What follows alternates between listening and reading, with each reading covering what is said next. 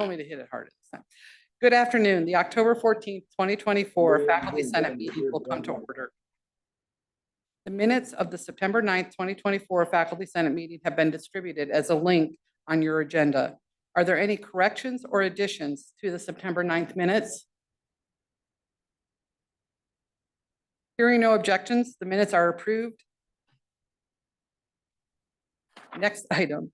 Today, we are using a consent agenda to handle routine and non-controversial items of business. We will use one vote to consider all items on the consent agenda. If requested by a member of the Senate, items of business will be removed from the consent agenda and added to the associated committee report. Does any member of the Faculty Senate wish to remove any items from the consent agenda to allow for discussion in the meeting? Seeing no request to remove items from the consent agenda, we will move to a vote. All of those in favor of accepting the consent agenda, including approval of the new course report included in Annex 1, the course change report, Annex 2, the Jeffco course report, Annex 3, and the committee appointments, Annex 4, please raise your hand.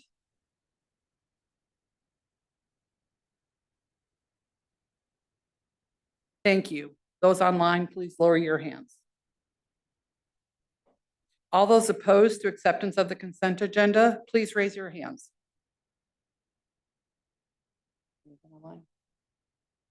Thank you. The motion passes and the consent agenda is accepted and approved. Next on our agenda is my report. Faculty Senate leadership has continued to address issues to improve the university as well as the faculty experience. We continue to support various committees and their work on issues, including the student accommodation process, promotion and tenure guidelines, and the faculty constitution, amongst other efforts. In the past month, members of the Faculty Senate leadership have interfaced with administration about the new budget model, enrollment numbers, research processes, and the faculty code of conduct. We will begin to receive reports on many of these items at upcoming Faculty Senate exec meetings and at the November Faculty Senate meeting. I remind all senators to establish regular communication with your constituents and to do not hesitate to reach out to us with your concerns. You can also encourage individual faculty members to utilize the Contact Us form on the Faculty Senate website to let us know about their concerns, issues, or ideas. The search for the next president of this university continues. The listening phase of the process concluded in mid-September after 35 listening sessions spread over all three campuses and a survey with over 1,200 responses. Based on the information gathered during this process, the search committee and the search firm partner created the leadership profile that was released on Friday. The Board of Governors and Presidential Search Committee also announced that the remainder of the search will remain confidential until a final candidate is announced in the spring of 2025. As representatives for the faculty, we are disappointed that there will not be public interaction of the presidential finalists with the multiple constituencies on campus, including students, staff, and faculty. Although we acknowledge that the presidential search process has changed significantly since WVU last had a search in 2007, we believe an open process would increase morale and trust. We appreciate the inclusion of 3 faculty members on the search committee, 2 of whom were nominated by the Faculty Senate. We also recognize that the faculty has 2 representatives on the Board of Governors, both of whom will be active participants in the interviews of finalists. Last Thursday, Faculty Senate leadership participated in the presidential search open house hosted by Search Committee Chairperson Patrice Harris and attended by multiple search committee members, including 2 of the 3 faculty representatives. We asked questions and advocated for greater openness in the process. We asked the faculty representatives what their priorities were in a new president and found them to be consistent with the overall faculty. We also asked how they would describe the faculty to a potential candidates and found their answers powerful, insightful, and accurate. After academic transformation, it is difficult to trust others with our future. We believe that the faculty representatives on the selection committee and on the Board of Governors will strongly advocate for our concerns during interviews with finalists and will advocate for the best candidate to address our issues. To build trust in the selection process, we encourage the selection committee to consider the suggestions the faculty and faculty senate have made to increase faculty participation in the finalist phase. The Shared Governance Committee submitted a list of potential questions that the finalists could answer and send back to the selection committee. We are willing to work with the selection committee to anonymously share the written responses of the candidates with faculty and solicit feedback to inform the deliberations of the selection committee. That concludes my report. Any questions for me? Thank you. The next item on our agenda is a report from the Curriculum Committee Chairperson, Darko Velichowski. Darko? Thank you, Dan. The Faculty Senate Curriculum Committee has met last week on October 10th. We have reviewed 44 course proposals, out of which 26 were course change proposals and 18 were new course proposals. We're still working with a number of initiators of those, and we have also reviewed 6 program proposals, 5 of which have passed, and we're still working on one with the initiator. And that's all of those are, I think, in the or will be in the annexes next time. That's it. Thank you, Darko. Any questions for Darko? In addition to the items that were approved in the consent agenda, the Curriculum Committee has submitted for information the deleted course report, which can be found as Annex 5. Our next report is from Cody Hood, Chairperson of JEFCO. And it looks like Megan is going to speak for him. Yes, I'm Thank Megan you. Light. I'm a member of the JEFCO committee. Cody couldn't be here in person, but he is online. We have one for approval item. It's Annex 6. It's the JEF course expectations. This list was composed by last year's JEF committee after several meetings worth of consideration, in particular with the provost office. Then it was reviewed by this year's committee members before being presented to exec by Cody Hood. And now we are moving these to the full faculty senate for approval. So I move to approve the JEF course expectations. Okay. We have an item for approval, the GEF course expectations, which have been provided to you in Annex 6. Are there any questions or discussion? Can you approach the microphone, please, and identify yourself? Please mention your name and your department. Hello, Kevin Myland, School of Mathematical and Data Sciences, Eberly College. My question, I noticed that the document has a specification that GEF classes should have 2-year rolling averages, DFW rates of at most 35%. And I have some questions about, I mean, I guess the purpose is kind of self-explanatory, but the disadvantage there is when we have an explicit requirement like that, presumably for classes to maintain their GEF standards, their GEF designation, that could over time impact standards in such a class. So that doesn't really sit very well with me, such a requirement in that document. And perhaps the committee could speak to the rationale for that requirement and whether there are any provisions to try to maintain standards in these classes. Thank you. Okay.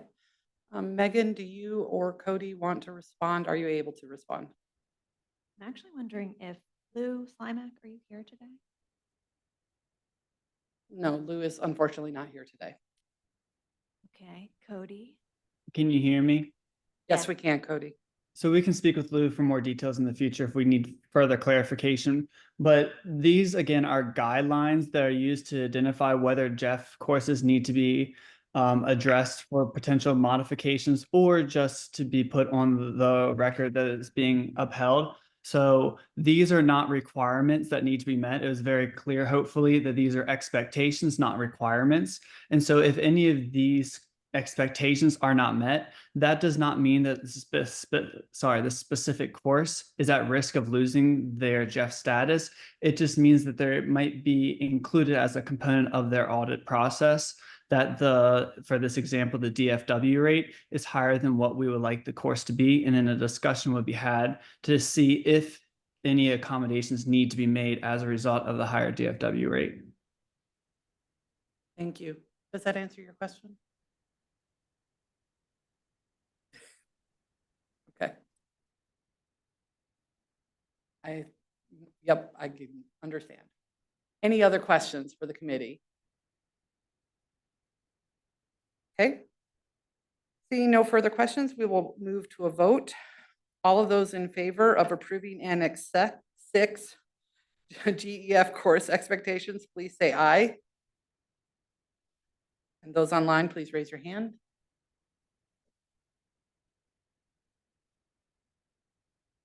Thank you. Those online, you can lower your hand. All of those who are opposed, please indicate by saying nay. And raise your hands online. Thank you. The results of the vote are that the GEF course expectations Annex 6 are accepted. Thank you. The next item on the agenda is a report from the chair of TACO, Sherry Chisholm, who is on Zoom. Sherry?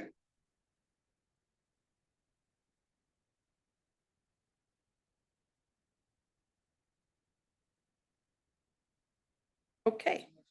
Yeah, we apparently have lost Sherry, so we're going to move on and come back if she returns. Next up is the Committee on Committees report. Good afternoon, Ilkin Bilgisi with Statler. I don't have anything to report except that we added new members by Annex 4 today. Any questions? Thank you.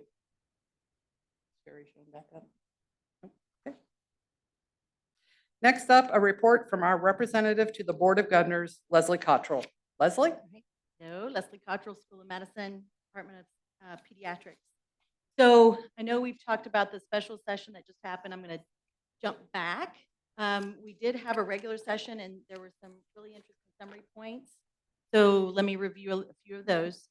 So one, we did get an update about the modernization process. You might know Vicki Smith and get a lot of emails from her regularly about different systems. It relates to that and updating those. And so they provided a nice timeline for when those would be modernized, what would be included and things of that sort. That has since come out. So let us know if you have any questions. We can ask Bryce and others to reiterate that. Every so often, well, annually, the school receives an audit. So Paula Congilio mentioned that. She outlined the steps, kind of went back and described it to those of us who aren't involved, and noted no huge red flags for the university in terms of a fiscal audit. In these meetings, we often hear from our peers, which is wonderful, and we heard about the robotics program, and then about the, you heard President Gee mentioned about the NCI goal for the Cancer Institute. So Dr. Jenkins and Jason, I just had him on, presented both of their work. It's absolutely fabulous. And again, it's always wonderful to hear. I encourage everyone to reach out to them and learn more. HLC visits coming up.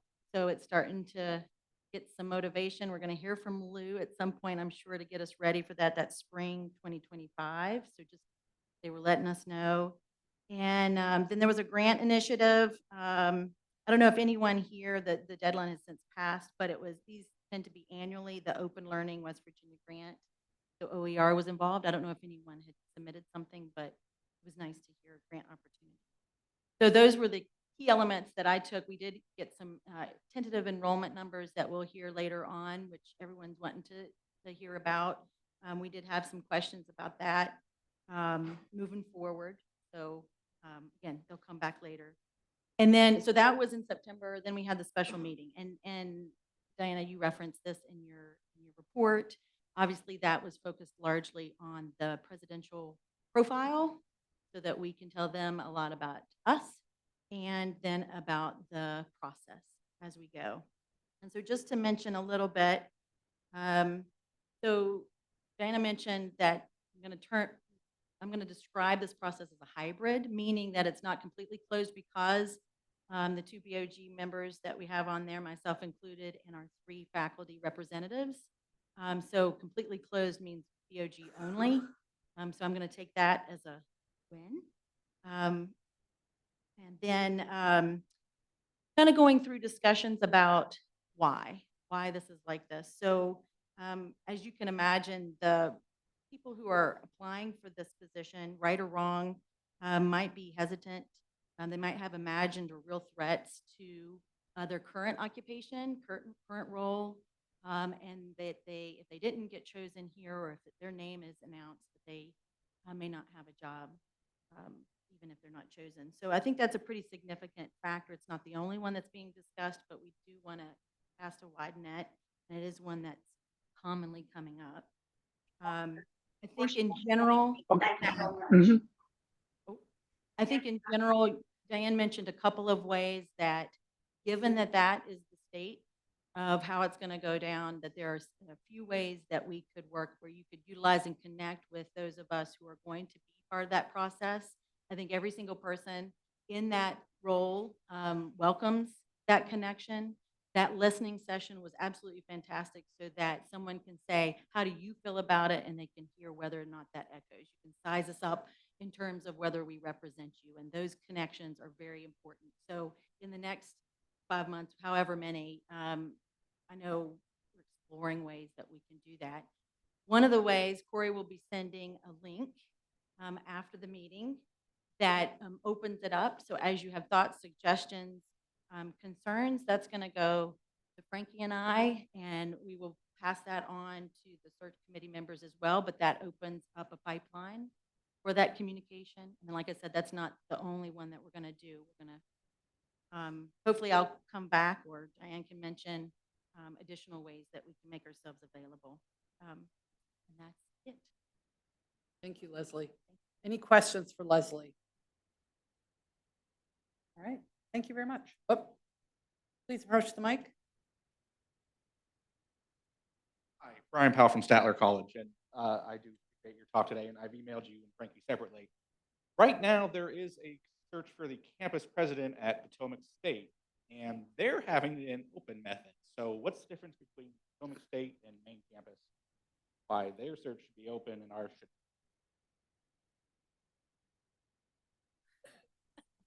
So I think that's a really good point, and to, I mean, it's not wanting to compare, but they are part of us, so they're definitely an important piece. They are very different in terms of the nature of what that person who would apply is being asked to do. The job description, even though it's of the president, is slightly different than this.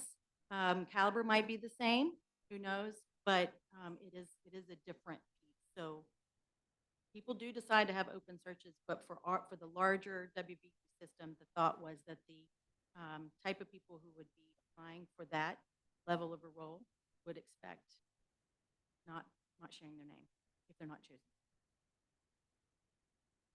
Any other questions for Leslie? Thank you. Thank you, Leslie. All right, next up, we have our report from President Gee, who has already concluded his report with the State of the University address. However, he has made himself to answer questions. For faculty senators in the room, if you have a question, please approach the mics and you can ask, and we will see if we've had any questions submitted online. Great. Thank you very much, and thank you everyone for being here today. Let me just say one thing, if I can. That is the fact that we did have a special legislative session. And I don't know if that was reported on. Was that reported? No.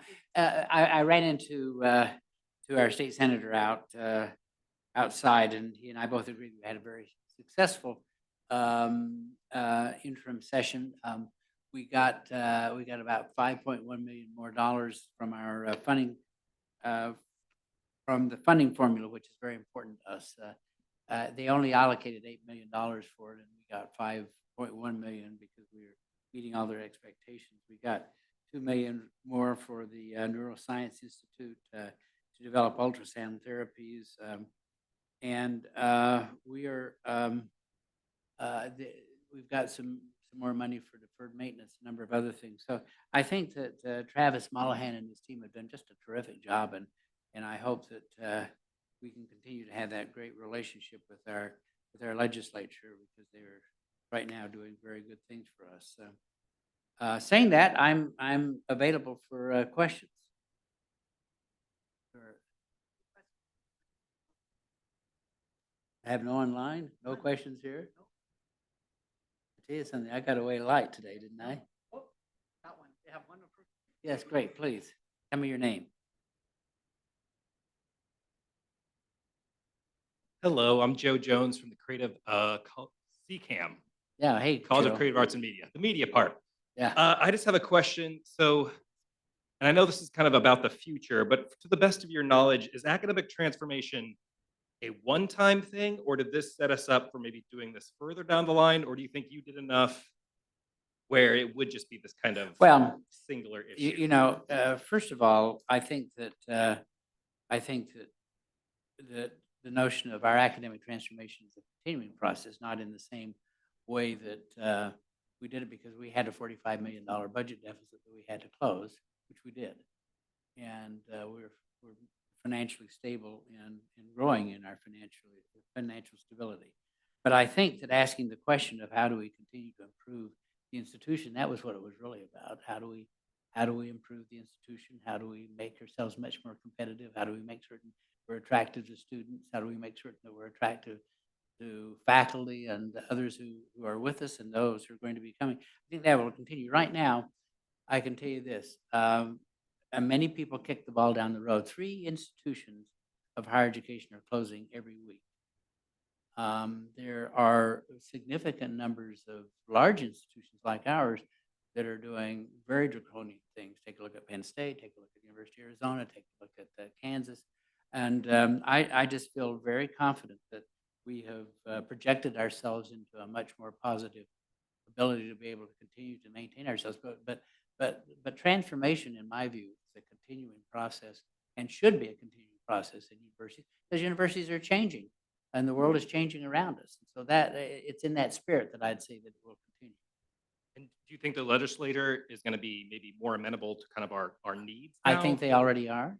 Okay. I Yeah, you think did they mention a already are. couple of things That for was STEM. that was my report that I just made. You know, I think that our relationship with the legislature right now is as strong as it has been in my 10 years, and a lot of it has to do with the fact that I think we made our case to the legislature that we are managing ourselves, and that we don't need to be managed by the legislature from that point of view. Thank you. You're welcome. Hi, yes.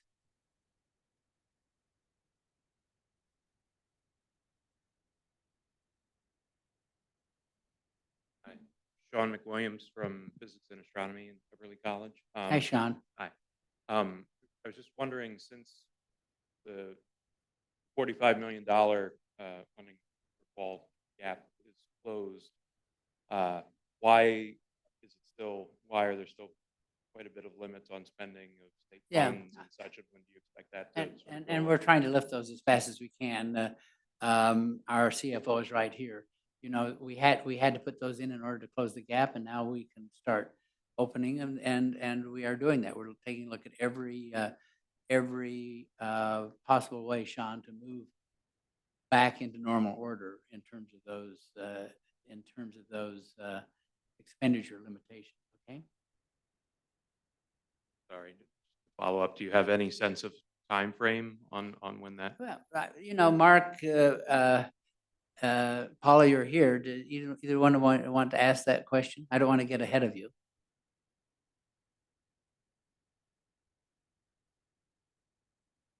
You're looking at each other, Sean.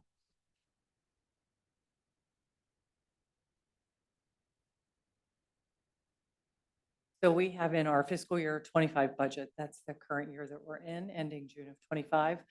We had budgeted for release of some level of reserve spending. We will be working on that at the board's direction in the next couple of weeks, actually getting information out on that. And when it comes to other restrictions, whether it be travel, some of the things we had asked for extra levels of authorization on, we're keeping some of those in place. We still have a very small margin, and we're just trying to be mindful of the expenses we have.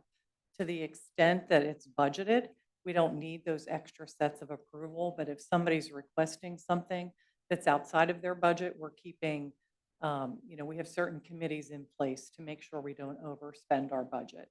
But we are trying to free up some reserves over the next several years as we try to get back to that previous level of spend, whether it be for research, travel, conferences. We're trying to get back to that same level. Thank you, Paula. I appreciate it. Stay up Hi. there for one more second. Yeah. So just a follow-up question to the budget, but of Emily Murphy from the College of Applied Human Sciences. Does this include unfreezing of F&A too? With the So when we talk about frozen funds, we've been meeting with the deans and with our board. And there are other funds beyond F&A that, we had to, when we talk about frozen, those are funds earned in previous years. Funds earned in the current year are usually budgeted. But we are going to be looking at priorities across the university as we unfreeze. So we just can't take all levels of approval off. We have to look at needs across the university. We're going to prioritize those and we'll get back to everyone on what's been approved. But we're just beginning the process of working through that. We talked about it at our last board meeting and we are working under their direction now to roll this out. Thank you. Don't leave, Paula. There may be more questions. Hold on. Yeah. Okay. So I'll admit this is, I'm Megan Light, College of Creative Arts and Media. How is the new budget model going? Can I ask that question? So we are using the budget model currently in fiscal year 25. We can only, until we implement Workday, our systems aren't quite aligned with how the budget model works. So a lot of it is done in another system on spreadsheets that being monitored. So at the once enrollment is finalized, what we'll do is we'll take everyone's enrollment and we'll use the budget model to say your actuals for this year look like what compared to the budget, because we use the budget model in preparing the budget. We looked at all of the revenues that a primary unit, which is a college, all of the revenues that are earned, whether that be tuition, their share of state appropriations, their share of research, F&A, all of their revenues, their direct expenses that come off of that, which are expenses they've always had. And then there are additional expenses. If you recall, we had this sort of presentation a couple of years ago. I'm sure it's hard to remember, but all colleges, all primary units are also now responsible for covering some support costs across the university. Everyone has a share of IT expense. Everyone has a share of facility expense. So we're allocating out all revenues and we're allocating out all expenses so we can see how primary units are performing. I'm not sure if I went further than what you were asking, but we are using the budget model to sort of focus on where resources need to be directed. And the budget model works alongside of academic reviews to see who's teaching all the student credit hours, where the resources need to be dedicated as we move forward. I think the concern for us as faculty has been that many of our departments have not received their budget designations yet, and therefore faculty have no idea what we can spend even So, toward yes. classes right now. We're at week 8 already in the semester. So in terms of forward thinking, I get that the first year has its ups and downs, but are we always going to anticipate not knowing by the midway point in the semester? So the what our budget budgets model, are? as in the past, the budget model is at the college level. We're only budgeting at the college level. The dean and your chief business officer are using those resources then to budget at the departmental level. So those should be coming from your dean and chief business officer, however they did in the past and what you would get in the future. Our budget model is not at the department level anywhere across the university. And have the colleges received their budgets for the year? The colleges know their budgets. They were approved at the June meeting and they worked on their budgets from, I would say, last January through June. Thank you. Just before we take further questions, I just want to point out that we are going to be having budget presentation in November meeting. But if I can't cut off questions, if you have a pertinent question, please Go right ahead. Good afternoon, Eugenia Peña Jeftohef, Davis College School of Agriculture and Food System. So transformation hasn't stopped because it created kind of a domino effect. So changes are still occurring that actually will impact everything that we are talking here. Who's watching? Well, you mean who's watching and who's in charge of making certain that we are meeting our obligations in that regard? Well, you're going to hear from the provost in a second, who has the overall responsibility for that. So yeah, and just to clarify maybe is that every school that I know is kind of changing what they were doing and they're not finished yet. And trying to guide a university through this is not easy. So that's why I asked who's actually watching and predicting. Yeah, and I appreciate that. Let me say two things. One is the fact that, yes, the provost's office has responsibility for monitoring all of those areas, and they're doing it, and I can tell you they're doing it very effectively. The second thing is nothing's going to finish. I hope everyone understands that higher education is now in an existential change mode, and everyone knows it. Everyone sees it. No one wants to accept it, but that is exactly what we're in right now. And so to say that something's going to end, some things will remove to what would be a new normal, but the change process will continue. Thank you. You're welcome.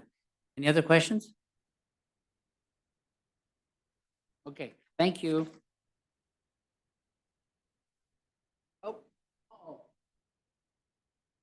Hi, Amy Weislow, Eberly College, Geology and Geography.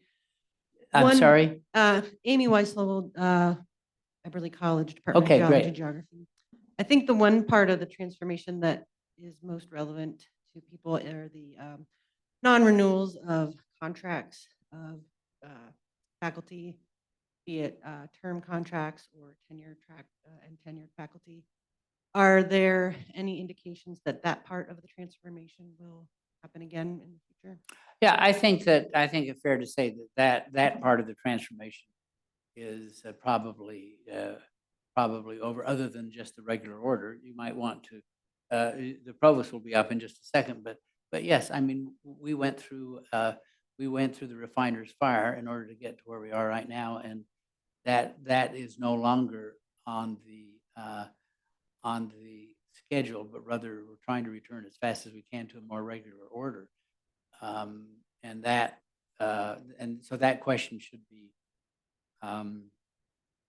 be answered by how we're doing things now. Am I right, Paul? Great. Okay. That's great.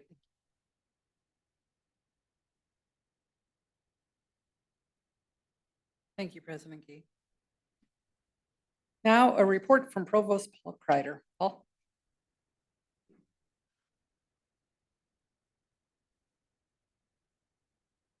So before I get into my report, let me just say, probably the salient point about transformation is that academic transformation as it happened this last year and a half, will not happen again in the future. We have an annual program review, and that process will take place for all programs every year through our whole review of our academic portfolio.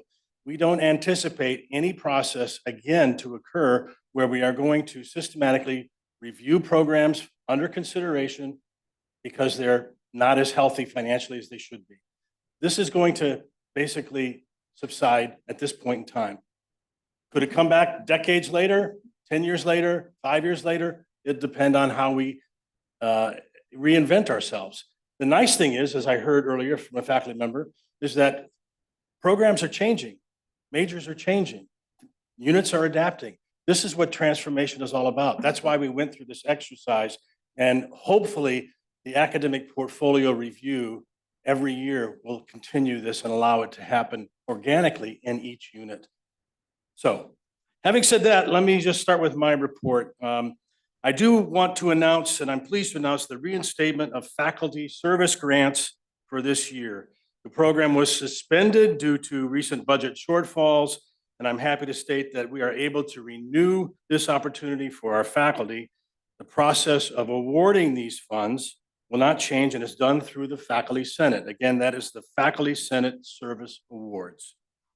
The budget model review and process will happen in November. As requested, we are preparing a presentation to the Faculty Senate on the budget model governance for the November Faculty Senate meeting. We can do that as a special report, or we can do it within the provost report, whichever you prefer. I heard somebody ask a question about the Potomac State search. I will give you an update. During the week of September 30th through October 4th, 5 finalist candidates interviewed on campus at Potomac State College, meeting with leaders, students, faculty, and the community, as well with the search committee. I am pleased to announce that we have 2 very viable candidates who are visiting Morgantown, one last Friday and one that is visiting this week. From those Morgantown meetings, again with leaders, enrollment staff, foundation staff, and the provost team, we will arrive at a final candidate. I'm very optimistic about a successful outcome from this search process. The Honors College is accepting applications for its 25-26 cohort of faculty fellows. This is an opportunity for full-time faculty on the Morgantown campus to develop and deliver innovative, engaged courses to the students in the Honors Foundations program. During the year of their fellowship, fellows are expected to teach 1 or 2 sections of their proposed course, deliver a public lecture based on their course material, and serve on the committee that selects the next cohort of fellows. Interested faculty should discuss their ideas with their chair before applying. And for more information, you can visit the Faculty Fellows page on the Honors College website. The deadline to apply is November 8th. I want to give a reminder about the celebration of long-form scholarship. That's scheduled for October 22nd. The celebration is designed to recognize the achievements of all faculty and staff members who have published a book, released an audio recording, or produced a full-length work in another medium within any discipline. This year's event is also a celebration of the 25th anniversary of the WVU Press and will include readings from 3 selected authors with recent publications. Event details and a digital version of the showcase are available on the Provost website. Since Dr. Gee stole my thunder about recent legislative success, I will yield the rest of my report to questions if you have any. Hey, Joe.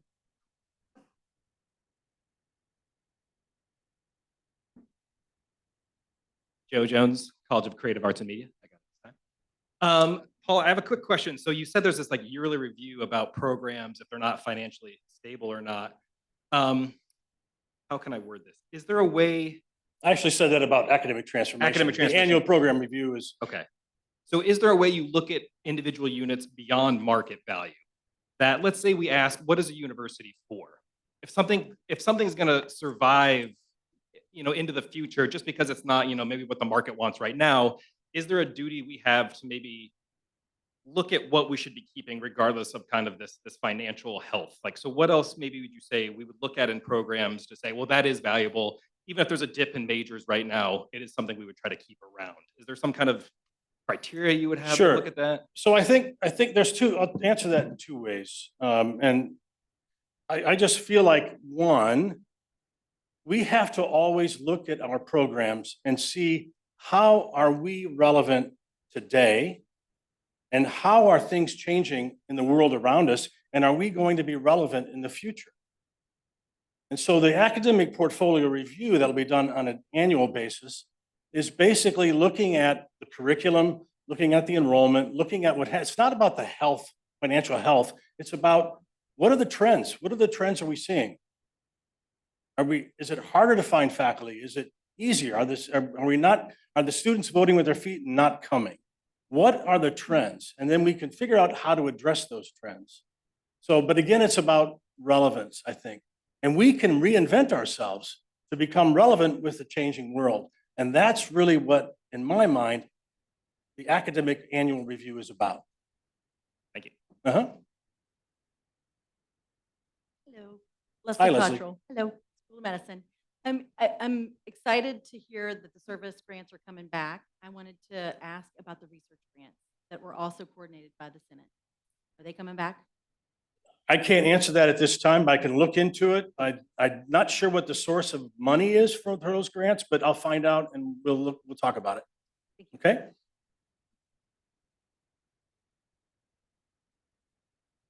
Stefania Stanisha, Davis College. Follow-up question. I was looking at the travel development grants, and from the website, it doesn't seem that they are available. So my question is. I'm will sorry, they what's be, not available? Travel and development grant? The grants, travel Travel and grants. development grants?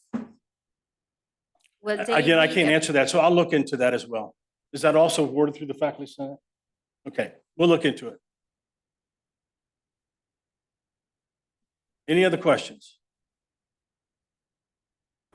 Okay, thank you. I have a.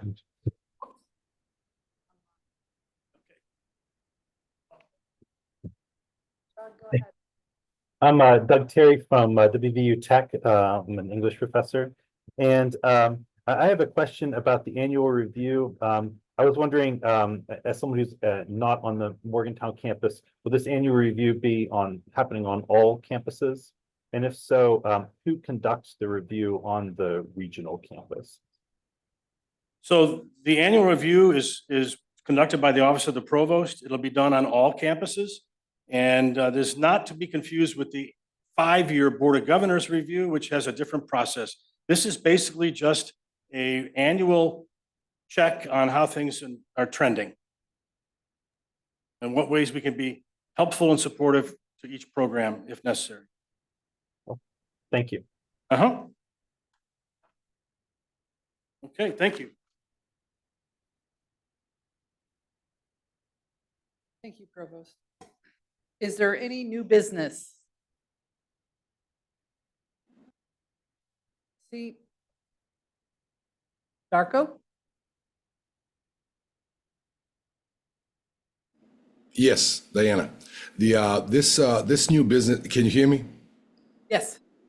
This new business is at the Faculty Senate Curriculum Committee level, but it will come to the Faculty Senate level probably by the next meeting. So I wanted to put it on the Faculty Senator's horizon. The Faculty Senate Curriculum Committee has voted to create an ad hoc Faculty Senate Curriculum Committee subcommittee to re-examine our methodology and process regarding the course review at our level, to research how other universities approach that issue at the university level, and to propose a new way of doing course reviews at the Faculty Senate Curriculum Committee level in order to allow the Faculty Senate Curriculum Committee to focus more on substantive, higher level, university-wide curricular issues for which right now we have very little time and energy. So the subcommittee has been formed, and we will report our recommendations to the FSCC at the next FSCC meeting on November 7th for discussion and vote, and we'll then move that to the exec committee level and to ultimately to the Faculty Senate level for review and vote. Just wanted to put that in the minutes and on the horizon. Thank you, Darko. I appreciate it. Any other new business? Seeing no further business, we are adjourned. Thank you.